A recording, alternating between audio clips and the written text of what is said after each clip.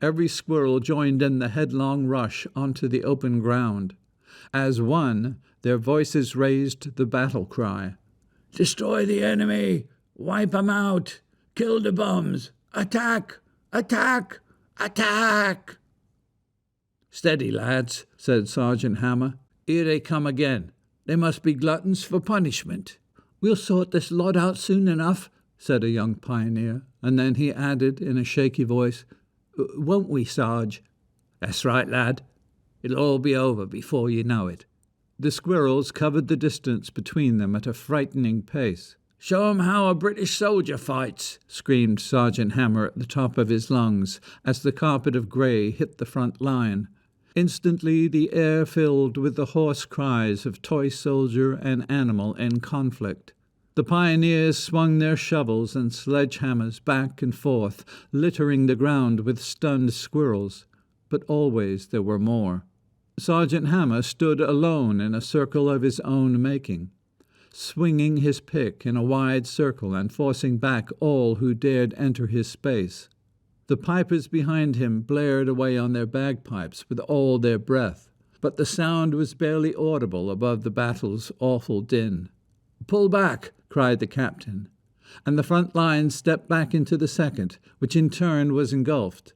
Now the squirrels spilled around the sides of the square, engaging each soldier in a fight for his life. When a breakthrough threatened, the lancers quickly moved to the gap to fill it in.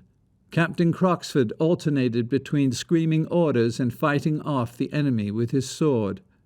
Even the chief surgeon picked up a fallen shovel and joined in.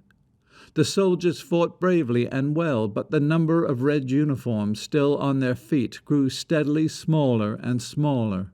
As one wave hits the shore, then pulls back for a moment before the next wave hits, the squirrels paused in their attack for an instant. The two sides watched each other for a few seconds, barely a foot apart. "To me, men!" screamed the captain, his voice by now a strangled croak. "To me!" The small band of redcoats gathered around their captain for the final stand. "Sing, lads!" shouted Sergeant Hammer. "Show the beggars what a British soldier is made of." The voices of the men rang out loud and clear. "Stand straight and tall like a soldier, brave as a soldier can be. Stand straight and tall like a soldier of the Queen." The strange spectacle of these doomed men raising their voices in song had, for an instant, an almost hypnotic effect upon the squirrels. "Look to your front like a soldier, shoulder to shoulder with me. Look to your front like a soldier of the Queen." But Blacktooth's blood-curdling cry quickly broke the spell. "Finish him off!